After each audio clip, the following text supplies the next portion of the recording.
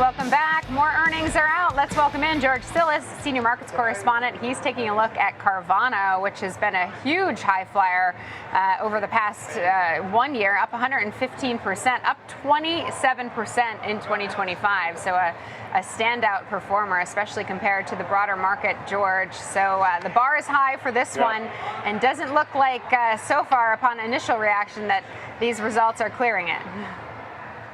Yeah, on the initial, you can see it's down about $8 or so. The information is still coming in. But, I mean, obviously, Carvana has done exceptionally well this year from the standpoint of how they're gaining market share, and they're essentially becoming vertically integrated at the wholesale level and the retail level with the ADESA acquisition, which brings them more in line with the wholesale market. So they're gaining profitability. I have, from an adjusted EPS standpoint, that I see is $1.51.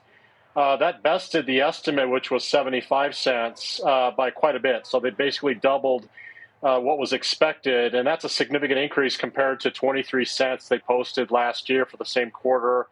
And sales beat the estimates, which was $4 billion. They came in at $4.23 billion. That's over 40% compared to last year's $3.06 billion. And if you look at some of the other breakdown metrics, quite impressive net income margin as a total in dollars and cents, $373 million for the quarter. If you go back to last year, for the last four quarters, for that matter, they generated only $200 million for those four quarters. So they already nearly doubled this quarter their net income than they did going back the last four quarters. That could be subject to a pretty generous month of March. Of course, the reporting inclusive of March with the aspects of tariffs and some of the elements behind people purchasing cars. And pricing power has actually been quite high, particularly in the used car market where Carvana has the majority of its markets. Yeah, I was taking a look at the outlook, not seeing a lot of specifics here, but the company's saying looking toward the second quarter, so the current quarter, Carvana expects a sequential increase in both retail units sold and adjusted EBITDA, leading to all-time company records on both metrics.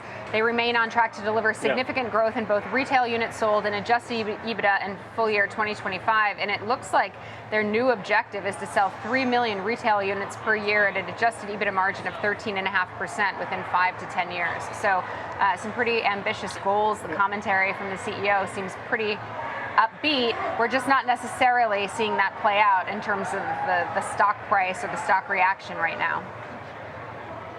Correct. And I think the reason being, Caroline, is if you consider what's happening with the environment right now, prices are firming up once again in the auto segment, particularly in the used autos.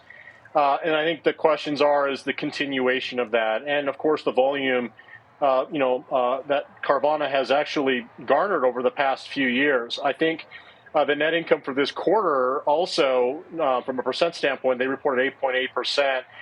Like I said, if you go back to the last four quarters combined, 1.5%. So they had a remarkable quarter. And then, of course, looking at this quarter's adjusted EPS at $1.51, we'll have to see how they adjust the entire fiscal year, which as of prior to the report right now was in line for about $3.38. So I'm sure it's going to ratchet higher to some degree. But I do think that the market, at the very least right now, is reacting just because looking at the forward earnings multiple for 2025 prior to today's announcement this afternoon was trading around 76 times forward earnings. So that's still expensive.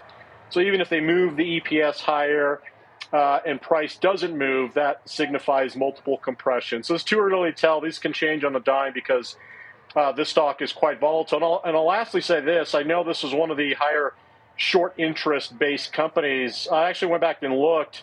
Right now, there's about 5% of the shares that are short in the float. Going back about a year ago, it was almost 30%. So for what it's worth, they seem to turn around and right-size the ship.